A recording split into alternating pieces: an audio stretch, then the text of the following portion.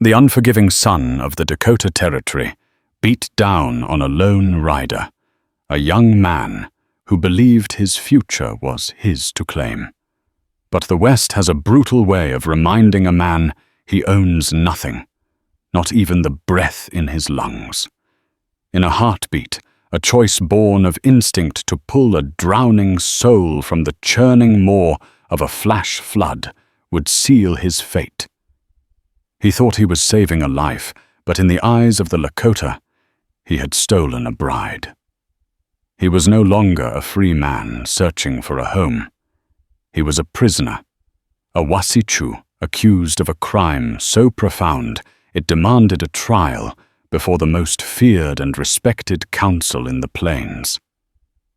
This isn't a story of heroes and villains, but of the deadly space between good intentions and bitter truths where one man's rescue became a warrior's indictment.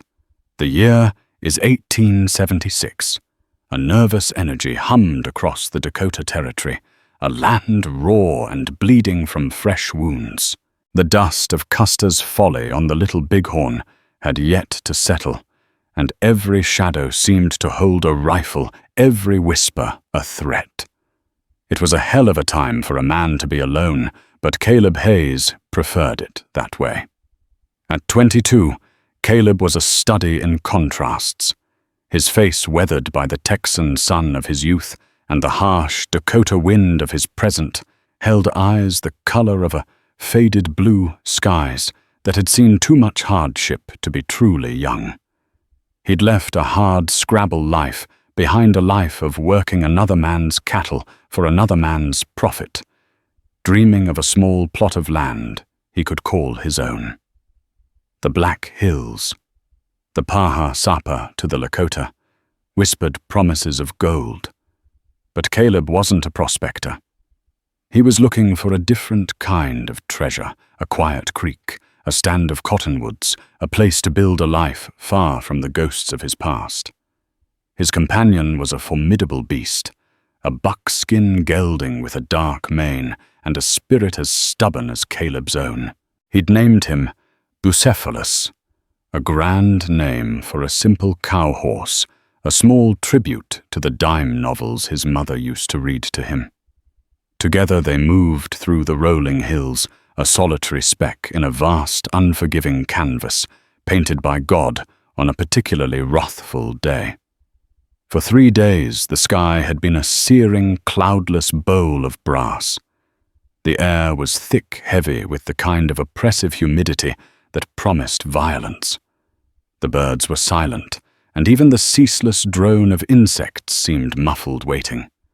Caleb, wiping a grimy sleeve across his brow, felt the change in pressure, the electric prickle on his skin.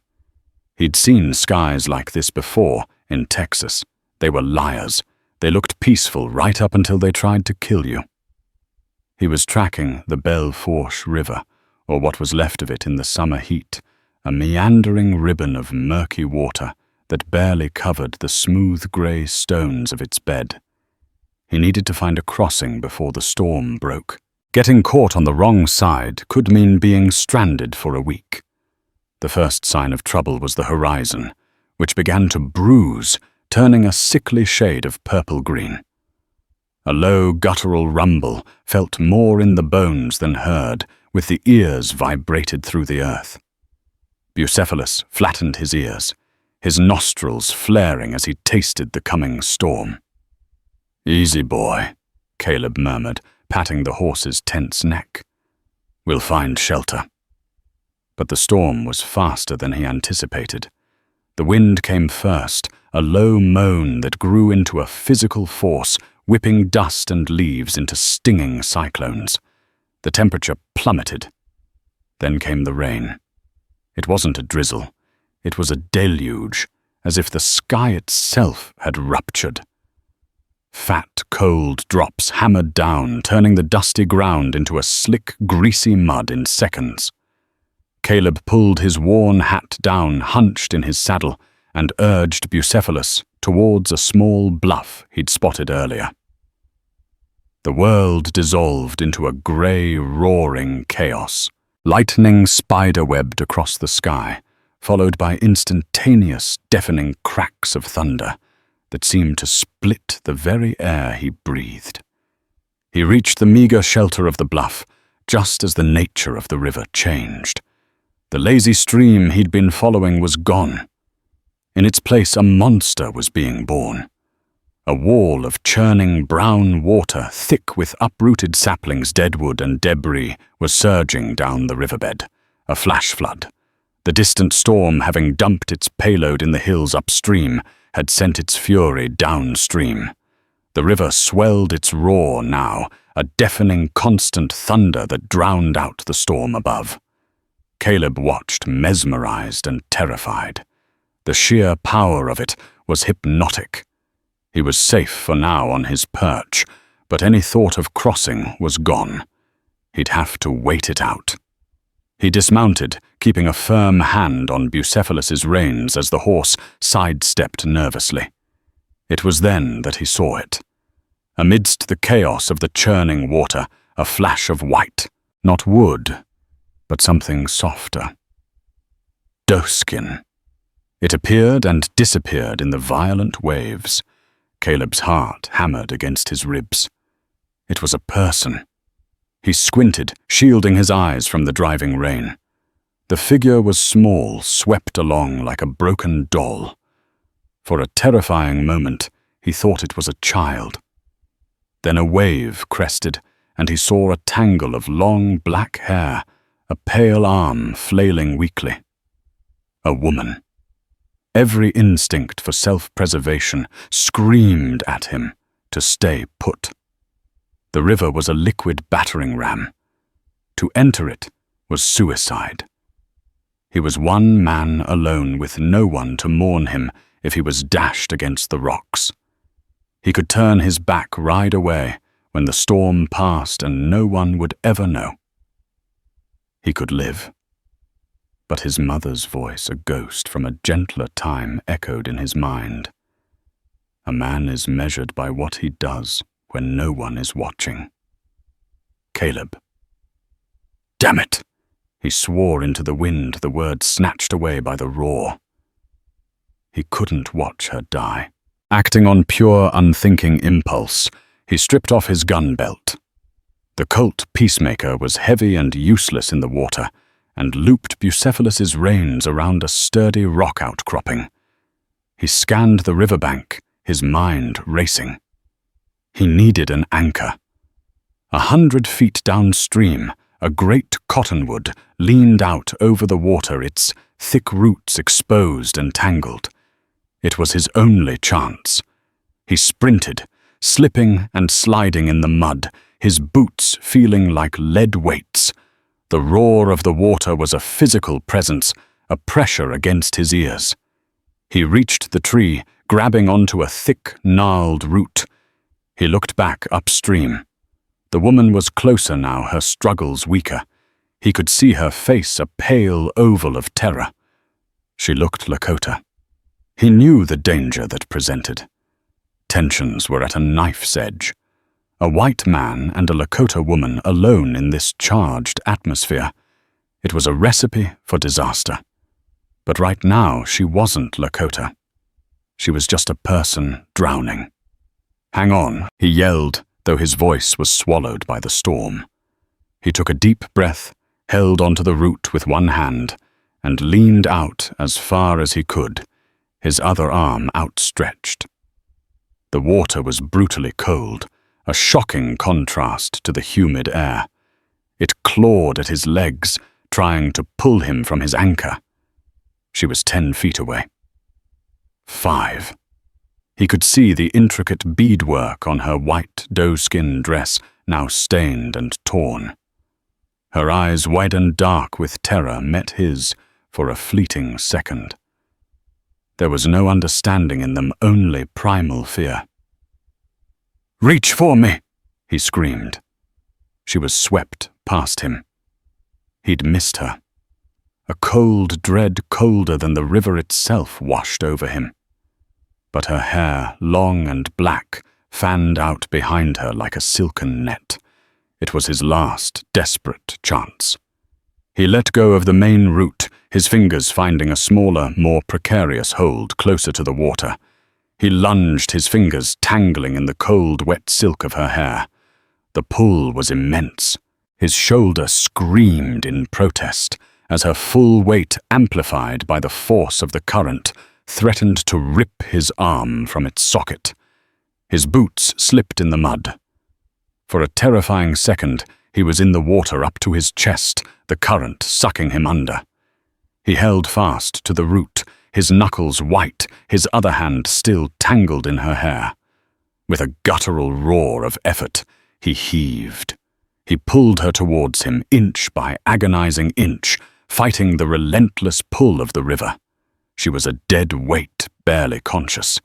He got a hand under her arm, and then another, and dragged her from the main current into the comparative slack water behind the tree's root system. He scrambled backward, pulling her up the muddy bank, away from the hungry water. They collapsed in a heap of mud, drenched and gasping. The rain was already lessening, the worst of the storm having passed as quickly as it arrived. Caleb lay on his back for a moment, his lungs burning his body, trembling with adrenaline and exhaustion. He pushed himself up onto his elbows. The woman lay beside him, her eyes closed. Water streamed from her hair and clothes. He checked her breathing. It was shallow, but she was alive. He noted the exquisite detail of her dress, the fine quill work, the symbolic patterns. This was no ordinary garment. It was a wedding dress. She was a bride. Gently he turned her onto her side, and she coughed up a lungful of river water, sputtering and gasping. Her eyes fluttered open. They were the color of dark, wet earth, and they were filled with a confusing mixture of gratitude and sheer abject terror. It's all right, Caleb said, his voice hoarse. You're safe now. He wasn't sure if she understood English. He offered a hand to help her sit up. She flinched away from his touch, scrambling backward in the mud like a startled fawn, her eyes darting from his face to the now receding river. Before he could say another word, a new sound cut through the storm's aftermath, the thunder of hooves, not one horse, but several. Caleb's head snapped up. On the ridge opposite them, silhouetted against the bruised sky, were 3 riders. They were Lakota warriors, their forms unmistakable, even at a distance. They had seen everything, or at least they had seen the end of it. A white man, a Wasatchu, standing over one of their women on a riverbank. Caleb's blood ran cold. The rescue, the shared moment of survival, evaporated. The fragile peace was shattered. The world rushed back in with all its hatred and suspicion. One of the riders let out a sharp, piercing cry. It wasn't a cry of alarm. It was a cry of accusation. Caleb slowly raised his hands, palms open, a universal gesture of peace he prayed they would understand. The woman behind him let out a small, choked sob. The warriors urged their horses down the slick embankment and across the now passable river, their movements swift and certain. They surrounded him in a tense, silent circle. The lead warrior, a man with a face like a hawk and eyes that burned with cold fire, dismounted. His gaze flickered from Caleb's drenched form to the terrified woman, taking in her torn wedding dress and his proximity to her. The warrior's jaw tightened, and his hand rested on the handle of the knife at his belt. He spoke, his voice low and dangerous, the Lakota words sharp and guttural. Caleb didn't understand the language, but he understood the tone. He was being condemned. The warrior looked at the woman and said something to her, a sharp question. She just stared at the ground, trembling, unable or unwilling to speak. Her silence was his death sentence. The lead warrior, whose name was Kangi, turned his burning gaze back to Caleb. He spoke again this time, in broken, heavily accented English, the words dripping with venom. "You, Wasichu!" He gestured with his chin towards the woman. "You steal our bride." Caleb's heart sank. "No," he said, shaking his head, keeping his hands raised. "No, you don't understand. She was in the river. The flood. I pulled her out. I saved her." Kangi let out a short, harsh laugh that held no humor. He stepped closer, his eyes raking over Caleb with contempt. He saw not a rescuer, but a defiler. He saw the torn dress, the intimate proximity, and drew the only conclusion his hate-filled mind would allow. "You lie!" Kangi snarled. He turned to his companions and barked an order in Lakota. Before Caleb could react, the other two warriors were on him. They slammed him face first into the mud. A knee pressed hard into his back, and his arms were wrenched behind him. Rough sinew bindings cut into his wrists, tight and merciless. They hauled him to his feet, mud dripping from his face, and shoved him towards one of their horses. He looked desperately towards the woman, pleading with his eyes for her to speak, to tell them the truth. She finally looked at him, and in her dark eyes he saw the truth of his situation. It wasn't gratitude he saw, or even fear. It was pity. A deep, sorrowful pity, for a man already dead. The journey to the Lakota camp was a blur of misery and mounting dread for Caleb Hayes. His hands were bound so tightly behind his back that his fingers had gone numb within the first hour. They'd thrown him onto one of the warriors' ponies, his feet tied together beneath the horse's belly. Every jolt of the animal sent a fresh wave of agony through his wrenched shoulders. He was a captive paraded through the land he had dreamed of calling home. The leader Kangi rode at the front, proud and implacable. He held the reins of a pony upon which the rescued woman Wayana now sat. She rode silently, her head bowed, a blanket Kangi had given her, wrapped around her shoulders, hiding the torn white doeskin. She never looked back. Caleb found himself studying her, trying to understand her silence. Was she so terrified of these men that she dared not speak the truth? Or was there something more, a darker current he couldn't comprehend? The third warrior rode behind Caleb, a constant menacing presence. A few times when Caleb's posture slumped from sheer exhaustion, the warrior would jab the butt of his rifle into Caleb's back, a sharp, painful reminder of his status.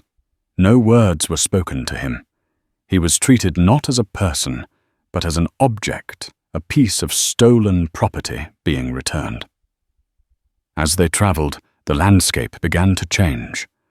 The rolling hills gave way to sacred broken country, the Paha Sapa themselves. Pine-scented air replaced the damp, earthy smell of the plains. They moved with a familiarity that spoke of generations following trails invisible to Caleb's eyes. He saw the land through a captive's lens. Every stone, every tree was a part of his prison. This was their home, and he was the trespasser, the Ikin, alien. The sun was beginning its descent, painting the western sky in hues of orange and blood, when Kangi finally slowed his horse and spoke to Caleb for the second time. "You have a name, Wasichu," Kangi asked, his voice flat without turning his head. Caleb had to clear his throat, his mouth dry as dust. "Caleb Hayes." Kangi grunted, as if the name itself was an offense. "Caleb Hayes," he repeated, tasting the syllables with disdain. "You are far from your home." "I was just looking for a place to settle," Caleb said, his voice raspy. "I meant no harm. I swear on my mother's grave I was only helping her." Kangi finally turned in his saddle, his black eyes pinning Caleb with an intensity that chilled him to the bone. "You speak of your mother. This woman," he gestured to Wayana. was to be married to my brother Chaitan, a great warrior. She is a daughter of our people. You put your hands on her. You tore her sacred dress. And you speak of help. The river tore her dress. Caleb protested, his voice rising in desperation. The flood. Ask her. Please just ask her what happened. Kangi's lip curled into a sneer. He looked at Wiana, who remained motionless, her face hidden. She does not need to speak. I saw you. I saw you with her on the bank. You are a liar and a thief. The finality in Kangi's voice extinguished the last embers of hope in Caleb's chest. This wasn't a misunderstanding. It was a deliberate narrative, a story Kangi was writing with Caleb as the villain. Why? The question hammered in his skull. To what end? Was it simply hatred for the white man, or was there a personal stake for Kangi in this version of events? As dusk deepened into twilight, they crested a final ridge. Below them, nestled in a wide, protected valley, was the Lakota camp. It was vast, far larger than any encampment Caleb had ever seen. Hundreds of teepees, their hides glowing with the warm, gentle light of the fires within, were arranged in a great circle. The air was filled with the scent of wood smoke, roasting meat, and the murmur of a community, the sounds of home. But for Caleb, it was the heart of his nightmare. The arrival of the warriors with their strange captive sent a ripple through the camp. Children stopped their games to stare their dark eyes wide with curiosity. Women paused in their work, their expressions hardening as they took in Caleb's white face and bound hands. Men emerged from their teepees, their faces stoic but their eyes missing nothing. The murmur of the camp died, replaced by a heavy, watchful silence. Caleb felt 1,000 unseen eyes on him, judging him, condemning him. Kangi led them directly toward the center of the camp, to a large painted tipi that stood slightly apart from the others. An older man, his face a magnificent mask of wrinkles and wisdom, stood waiting outside. His hair was grey braided with otter fur, and a simple but elegant bone breastplate covered his chest. There was an aura of undeniable authority about him, a stillness that commanded respect. This had to be the chief. Kangi dismounted and spoke in rapid Lakota, his voice filled with righteous anger. He gestured at Caleb, then at Wiana, who finally slid from her pony, still wrapped in the blanket, still avoiding everyone's gaze. The chief listened patiently, his expression unreadable. He asked a few quiet questions, his eyes occasionally flicking towards Caleb. When Kangi finished, the chief, whose name was Matosapa, or Black Bear, turned his full attention to Caleb.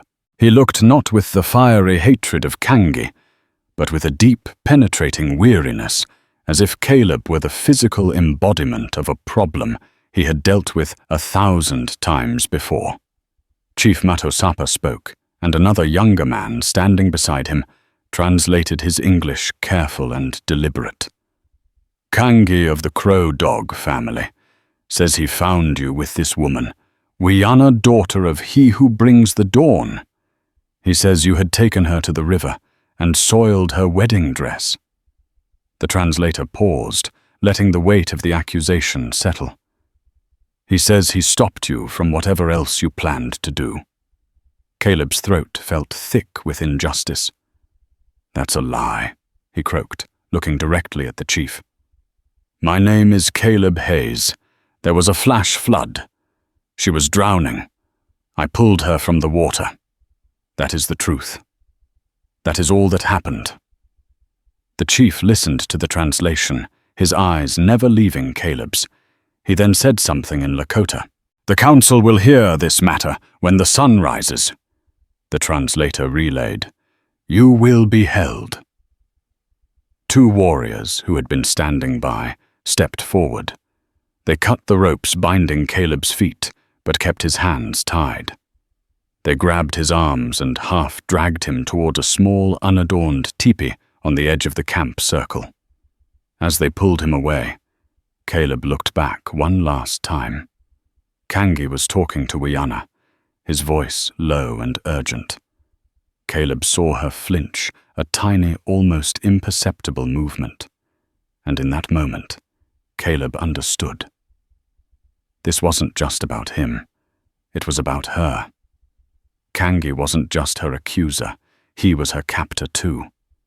Her silence wasn't just damning him. It was protecting herself from a threat he couldn't yet name. They shoved him inside the teepee, and a heavy flap was dropped, plunging him into near-total darkness. He heard the guards positioning themselves outside. He was alone with his thoughts, the cold dread and the burning question. Why was Kangi lying? The answer he knew was tied to the silent, terrified bride and to the man she was supposed to marry, Kangi's brother. The rescue was only the beginning of the story. The real drama, he suspected, had begun long before he ever saw her in the river, and he had a terrible feeling that he was now a pawn in its deadly final act. The night was the longest of Caleb's life. Sleep was a distant country he could not reach. He sat in the suffocating darkness of the teepee, the rawhide bonds chafing his wrists, every nerve alight with a mixture of fear and a burning sense of injustice. The sounds of the camp outside were a torment, the soft laughter of a woman, the cry of a baby, the distant rhythmic beat of a drum. They were the sounds of a life he had inadvertently shattered, a world he had stumbled into, and was now trapped within. His mind raced, replaying the rescue over and over. What could he have done differently? Nothing. And everything. He had followed his conscience, and it had led him to this. He tried to piece together the fragments of the puzzle. Wiana's white dress, a wedding dress. Kangi's fury, which seemed too personal, too pointed to be just about a random wasichu. And Wiana's suffocating silence. It was a lock, and Kangi held the key. Dawn came not as a relief, but as a summons. The teepee flap was thrown open, and the stark morning light blinded him. 2 warriors hauled him to his feet. They did not offer him food or water. They marched him back to the center of the camp, to the open space before Chief Matosapa's teepee. The scene was more intimidating than he could have imagined. A semicircle of older men, the tribal council of elders, sat on buffalo robes around a low, smokeless fire pit. Their faces were impassive, carved by time and wisdom, their eyes holding the weight of their people's history. Chief Matosapa sat in the center, a ceremonial pipe resting in his lap. Behind the elders, a crowd of onlookers had gathered, warriors, women, even older children, their faces a mixture of curiosity, hostility, and grim expectation. Caleb was forced to his knees on the bare earth opposite the council. He felt utterly exposed, his fate resting in the hands of men whose language he did not speak, and whose customs he could not comprehend. The proceedings began with a solemn ritual. Chief Matosapa lit the pipe, offering the smoke to the 4 directions to Mother Earth, and to the Great Spirit, Wakan Tanka. His voice was a low, resonant chant, a prayer for wisdom and truth. The pipe was then passed among the elders, each man taking a slow, deliberate puff. It was a sign that this was not a matter of anger or revenge, but of sacred law. When the ritual was complete, Matosapa's gaze fell upon Caleb. The translator from the night before, a man named Hoka, stepped forward. "The council will now hear the testimony," Hoka announced, his voice carrying across the silent clearing. Kangi, son of the respected Grey Horn, step forward." Kangi moved with a predator's grace. He was not dressed for battle now, but wore leggings and a simple breechcloth. His chest was bare, showing the scars of old wounds. He stood tall, his expression one of somber duty. He did not look at Caleb. He addressed the council directly, his Lakota flowing and passionate. As he spoke, Hoka provided a clipped, dispassionate translation for Caleb, a cruel courtesy that forced him to listen to the construction of his own damnation. "He says he is Kangi, brother of Chaitan, to whom the woman Wiana was pledged," Hoka translated. "He says his brother Chaitan was a great man, a strong hunter, a brave warrior. His death, a fall from a horse, only 3 days ago has brought a shadow over their families." Kangi paused, letting the council absorb the weight of his family's grief. He then pointed a finger at Caleb. "He says on the day of his brother's burial rites, he went to find Wiana to comfort her in her sorrow. He tracked her towards the river. And there he saw this Wasichu." Kangi's voice rose, filled with a performer's outrage. His gestures became more dramatic. "He says the Wasichu was not pulling her from the water. He says the woman was running from him. He says the white man caught her at the river's edge, dragged her into the shallows. He says the man tore her dress, a sacred garment made by her mother, for the joining with his brother. He says," Hoka paused, his own voice tightening slightly, "that the Wasichu was forcing her, attempting to claim her in a way that would dishonor the memory of his dead brother and bring shame upon her and her people forever." A low, angry murmur rippled through the crowd of onlookers. Caleb felt their hatred like a physical blow. It was a masterful lie, a vile, twisted inversion of the truth that played on all their fears and prejudices. It explained the torn dress, the water, his presence, all in one neat, damning package. "I saw him." Kangi's voice boomed and Hoka rushed to keep up. "I gave the cry and he was startled. My brothers and I rode down and captured him before he could complete his vile act. Wiana, she is shamed and terrified. She cannot speak of what happened. Her silence is the proof of her violation." Kangi finished his testimony and stood breathing heavily, the very picture of a grieving brother who had saved a woman's honor.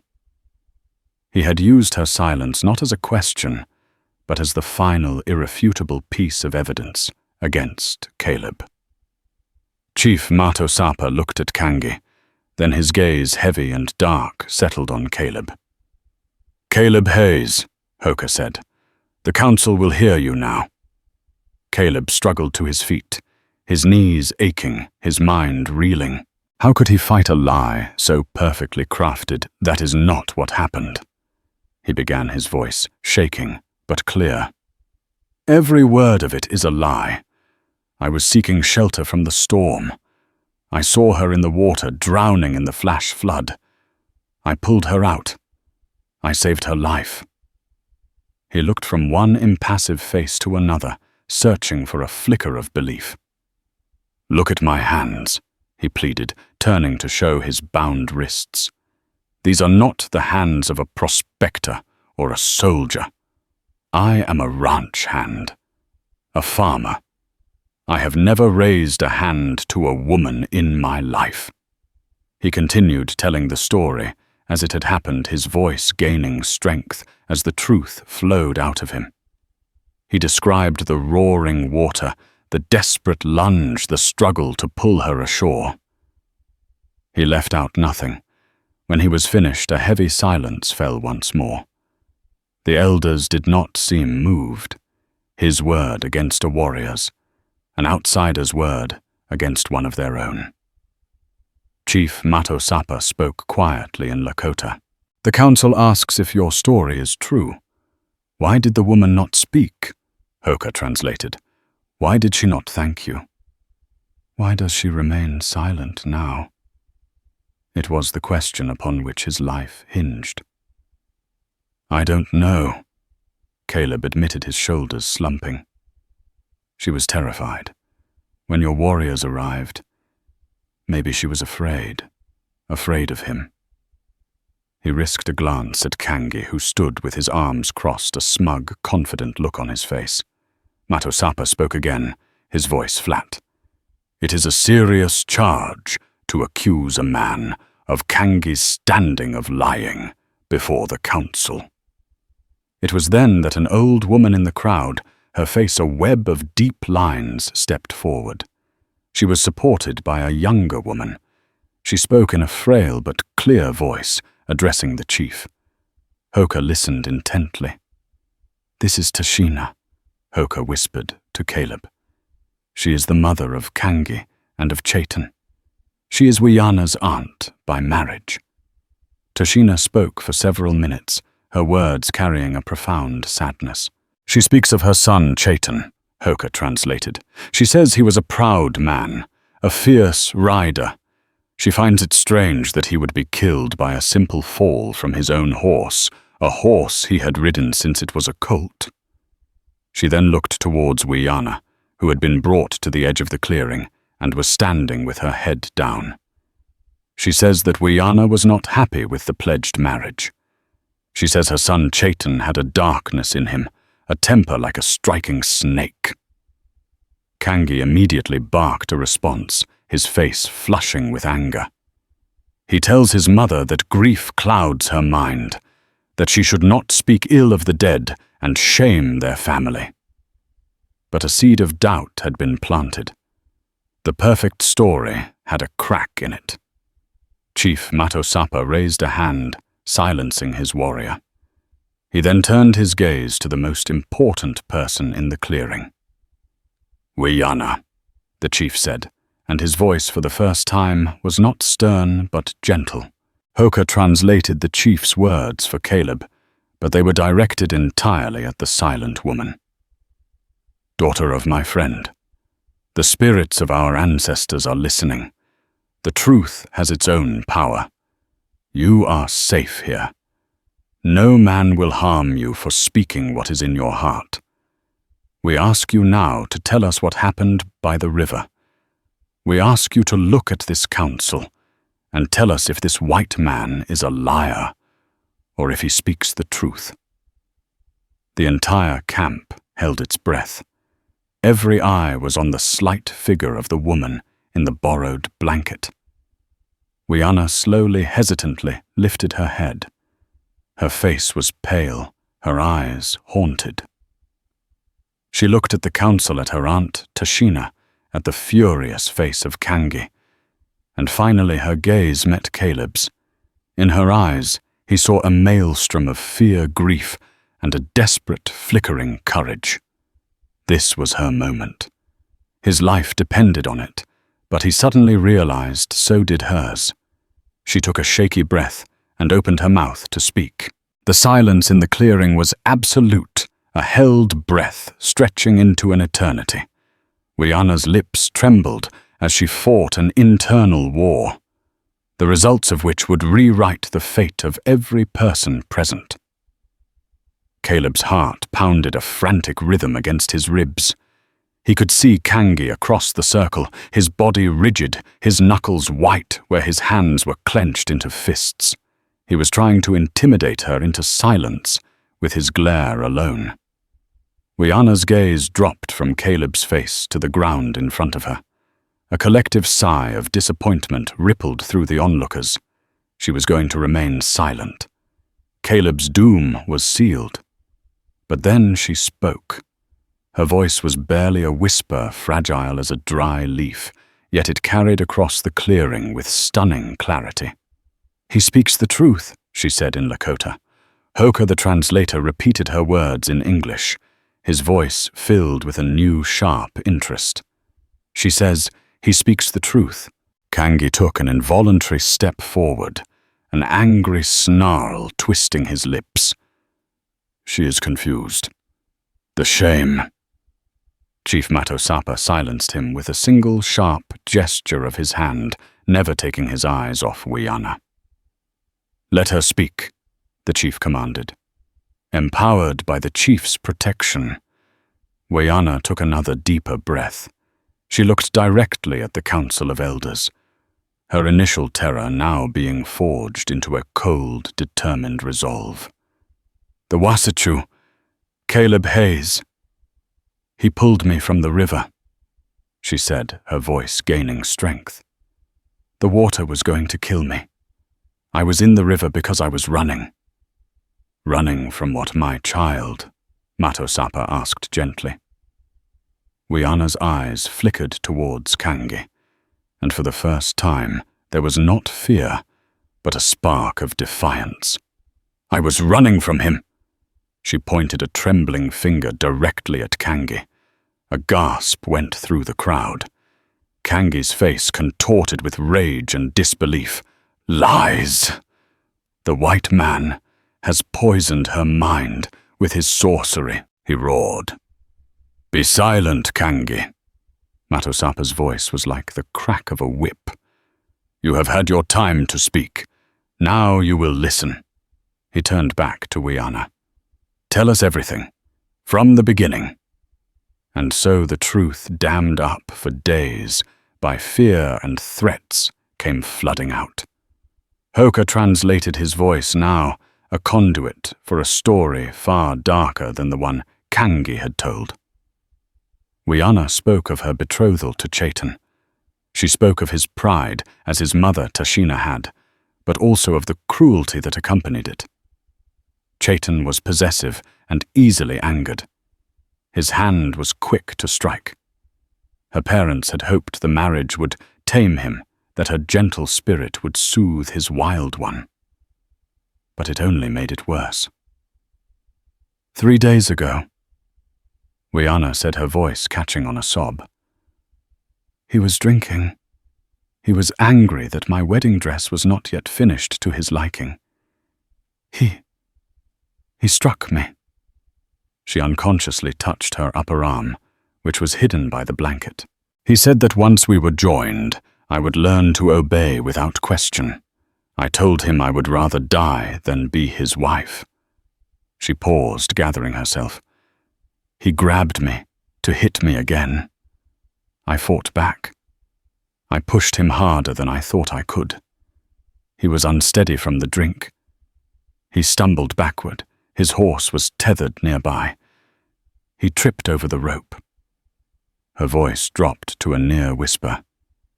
"He fell. His head struck a large stone. A sharp stone." She looked up, her eyes wide with the horror of the memory. "There was so much blood. He did not move. I did not mean for it to happen. I swear it before the Great Spirit. I did not mean to kill him." A wave of shock washed over the council. Chaitan's death was not an accident. It was the result of a desperate act of self-defense. Kangi lunged forward. "She lies. She is a murderer. She dishonored my brother, and then killed him." 2 warriors grabbed his arms, holding him back as he struggled. Wiana flinched but did not stop. "I was terrified," she continued, her gaze fixed on the chief. "Kangi found me there beside his brother's body. Before anyone else. He saw what happened." Here the final twisted piece of the puzzle fell into place. He did not mourn his brother. Wiana said, her voice dripping with a newfound contempt. He saw an opportunity. He told me that everyone would think I murdered Chaitan in cold blood. He said they would cast me out or kill me for what I had done. But he offered me a choice.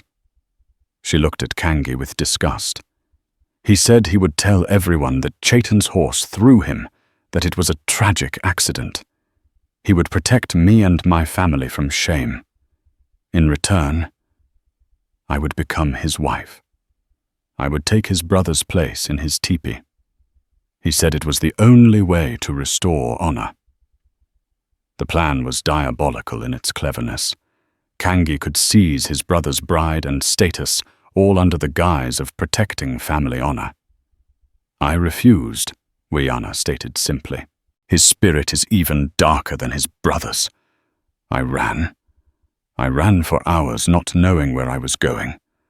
I only knew I could not let him take me. When the storm came and the river rose, I saw it not as a threat, but as an escape. I thought it was better to be swept away to let the water claim me than to live as his prisoner. I walked into the water.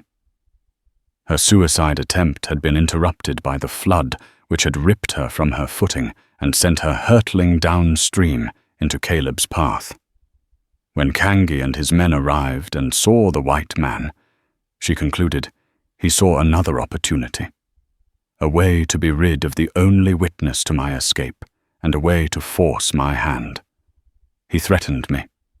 He told me if I did not stay silent, he would tell everyone I had run away with the Wasichu willingly, that I was a whore who had shamed my people, and that he had killed my brother himself. He said no one would believe my word over his. So I remained silent. I was wrong. Fear should not silence truth. She finished speaking and stood trembling, but defiant, having laid her life and the truth at the feet of the council. Every eye now turned from her to the struggling Kangi. His entire story, his righteous indignation had been dismantled. He was no longer a grieving brother, but a manipulative, power-hungry predator.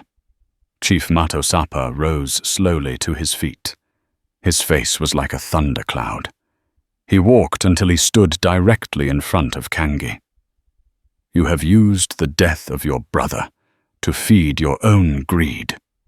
The chief said, his voice low and lethal. Hoka did not need to translate. The venom was universal. You have threatened a daughter of our people, and you have lied before this sacred council. You have no honor. The chief then turned to Wiana, and then to Caleb, who was still on his knees, stunned by the revelations. The truth has been spoken, Matosapa declared. He then looked at Wiana.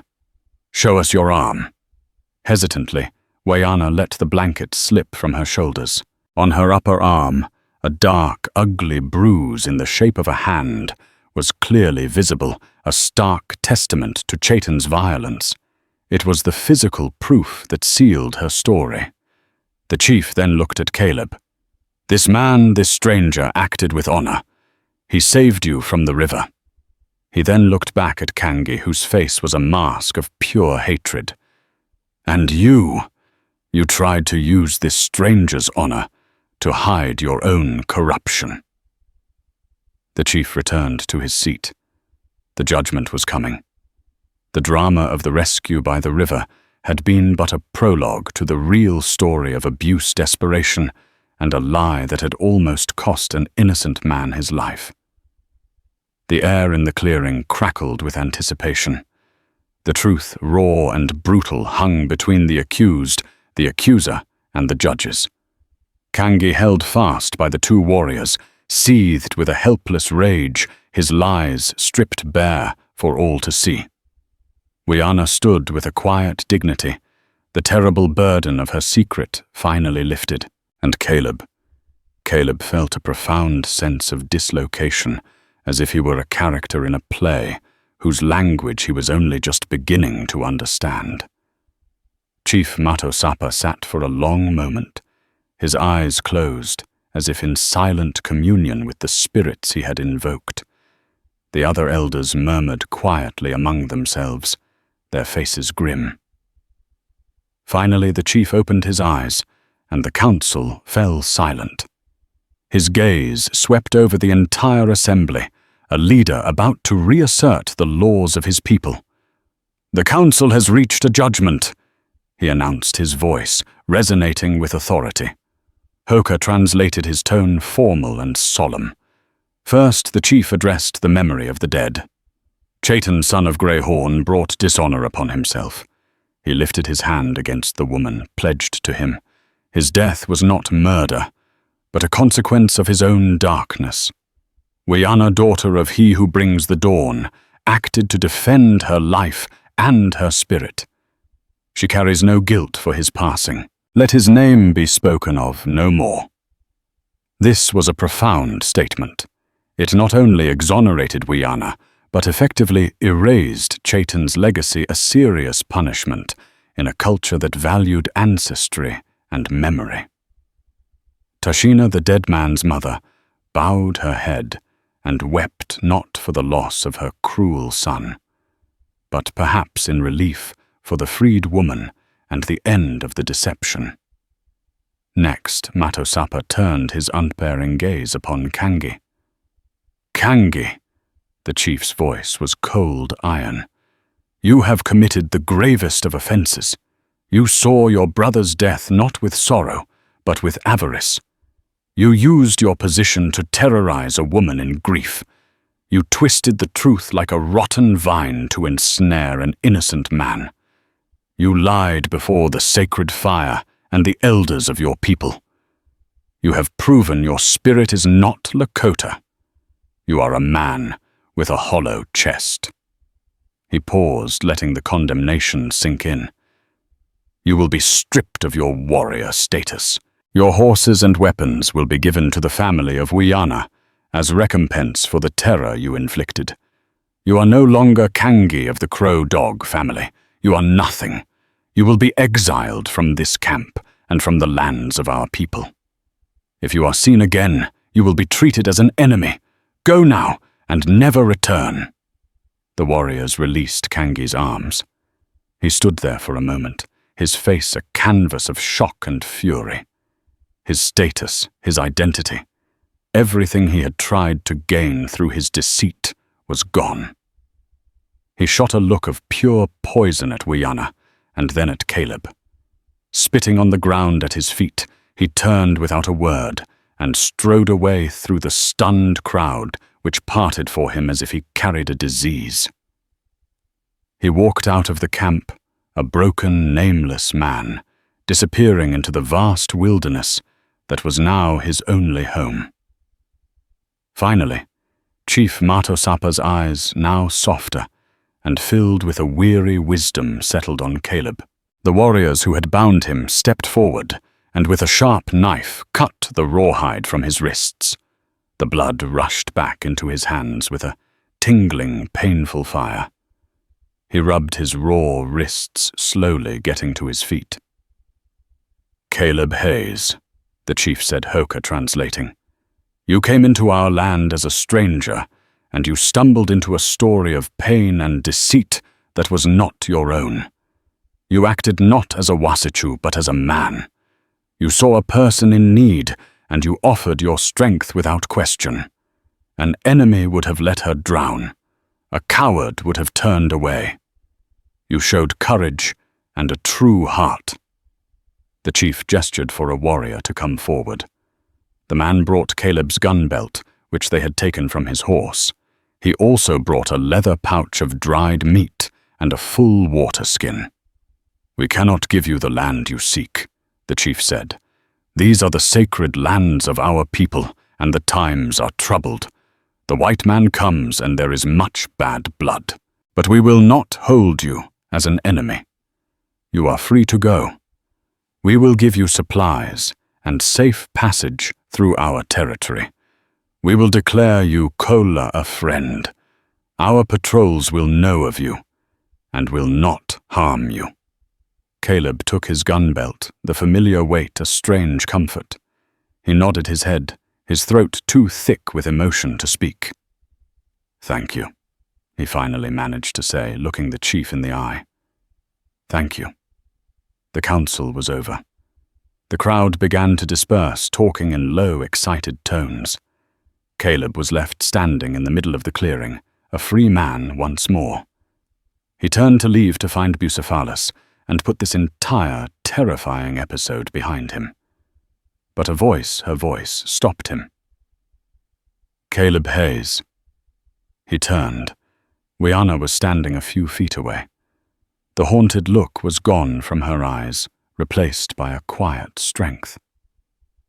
"I do not have the words in your tongue to thank you," she said, her English soft and careful.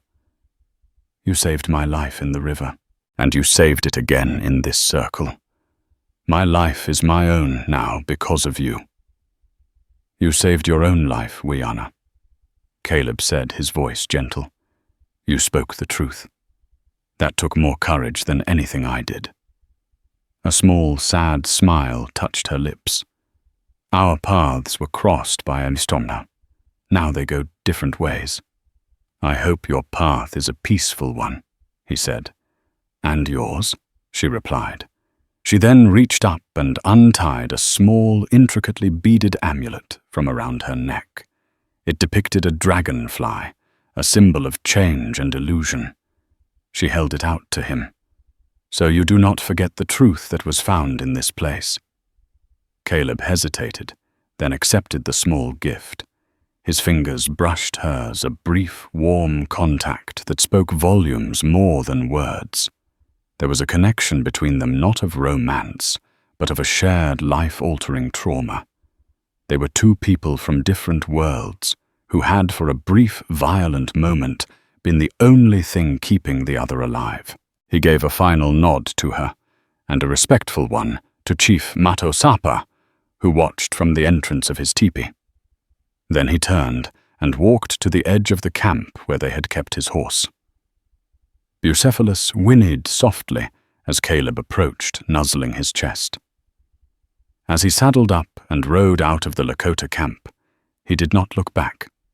He rode towards the open plains, a free man, but a different one from the man who had ridden in.